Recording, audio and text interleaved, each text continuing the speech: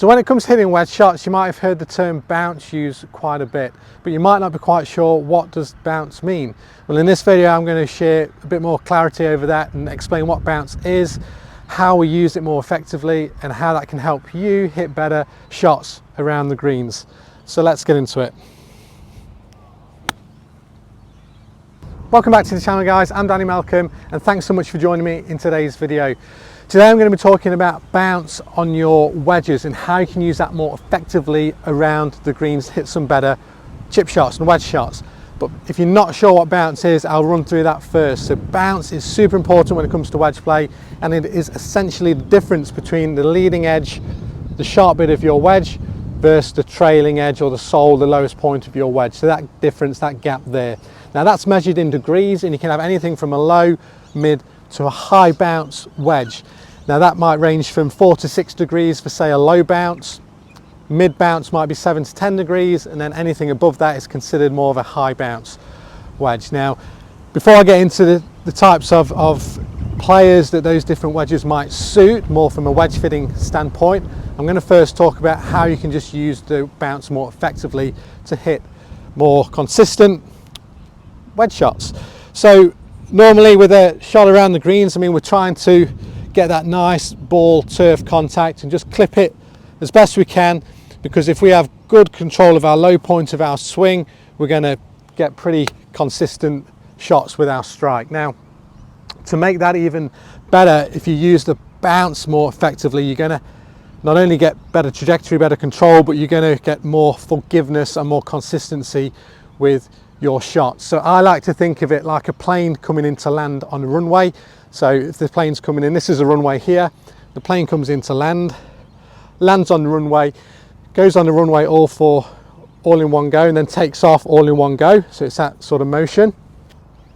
Now, if that was your wedge coming in, where on the runway do you think you need to have that golf ball when you're using your wedges? Now, I talk about this a lot with my clients in the coaching sessions. So you can either have it where the plane lands, in the middle of the runway, or where the plane takes off. Now, it's a little bit of a trick question, because when you're using the bounce correctly, in effect, you could actually have that anywhere on the runway, and what you'll get is, as the club comes in, you use the bounce correctly, the wedge goes on the runway for a little while or on the turf, and then it takes off again. But within that sort of gap there, as the club's rushing through and moving through the runway or the turf, you'll gather that golf ball at some stage. You can see you've got a little bit of leeway for where you get the club to enter or to contact the turf. So that's that bit of forgiveness that I spoke about. It's not saying that I want you to try and hit behind the ball, but it's just saying you've got a bit of room for error if you don't get it quite perfect. So what happens if we don't use the bounce, you'll see, or if we get too what we call draggy, or get the leading edge getting too much into the turf, then you're going to have to basically have the golf ball exactly where that plane or that wedge lands to get a good strike. If you get it too much behind, then it's going to get stuck in the ground, and you get that fat one where it just goes nowhere, or you could get those thin ones, so you're just getting some inconsistent strikes. So you've got to be super precise if you're going to set up with your wedge shots like this.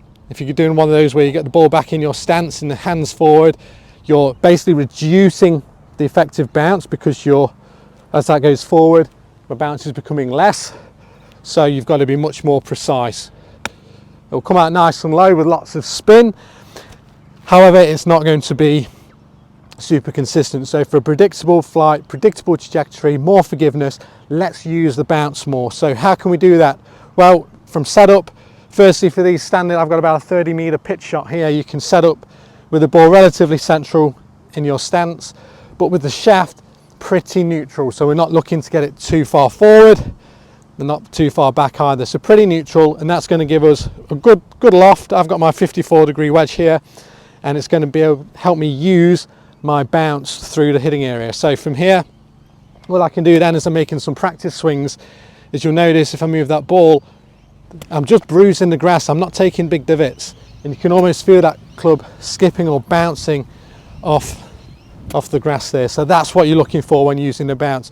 If you're not doing it correctly, you'll get that sort of strike, and you get the divots coming in there, which is not ideal. So when you're practicing this, you can go for a few swings where you're just letting it skip off the ground and you hear that sound, and then you can come in and just try and recreate that same feel using the bounce, and you can hear that nice little click. I'll take that one, very nice. That nice, a little bit of bruise, slight bit of turf taken there, but very nice sort of clicky sound, and I felt that club just bouncing beautifully. It didn't get stuck in the ground. That wasn't a perfect ball turf strike. I was a little bit before the ball, but I got away with it quite nicely. So that's how you can use the bounce more effectively with your pitching technique. Now when it comes to getting the correct wedge, or when it comes to the fitting side of things, now there are different styles of bounce or different styles of wedges that are going to suit different players and where you play. So what type of grass do you play on, what's your golf courses that you play regularly. So if you say, for example, play a golf course which is more of a link style, it's really firm, a turf, firm fairways, perhaps the bunkers are super compact or really coarse sand, then you're going to benefit more from a low bounce wedge option. So that's going to help you just get under that ball a bit better on those tight lies, or if you're trying to play those little flop shots around the greens, go for something with a little bit less bounce there. That lower bounce club will also suit the player who perhaps swings a little bit more shallow in their approach into the ball. So what I mean by that is they'll come in a little bit more sweepy into the ball, and there might be a player that doesn't really take a divot anyway with the wedges. So again, that's when a low bounce option might suit. When it comes to their mid bounce, that tends to suit a wide range of players, and most players can make a mid bounce club work. So if you're unsure, go for something around that sort of 8 to 10 degrees. That should be fine for you. But then you've also got to consider the course that you play on. Again, if it's super tight fairways, then you might want to opt for something lower, but you've also got to think if it's really fluffy. So if you've got real sort of fluffy fairways, if you've got real soft fluffy sand, if it's a lush golf course, if it's sort of in the winter where there's maybe a bit more grass and it's not cut quite as tight, then something more of like a high bounce option might be more suitable for you. So you've got a bit of room to get under that golf ball through the grass, and then to get a nice predictable strike on there as well.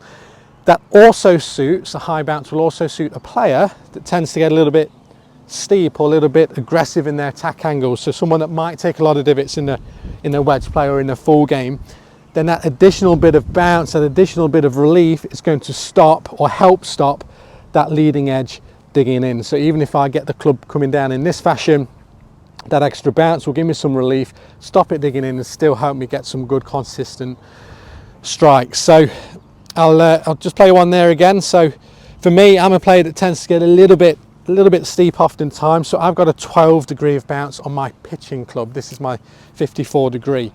So again, I'll hit one purposely a little bit behind here so you can see that I should get away with this a little bit when I'm using the bounce correctly. So I got that a little bit behind, got away with that quite nicely, and a very nice result. Happy with that one. So again, that's just summarising what is bounce, how you can use it more effectively, how you might choose some different wedges to get the most suitable wedge for you and the course that you play. Again, it's really important in bunkers as well, which I'll go through perhaps at another time. We really need to use a bounce in most bunker situations. But I hope that helps. If you've got any questions on that, please let me know. And thank you so much for watching, and I look forward to seeing you on the next video.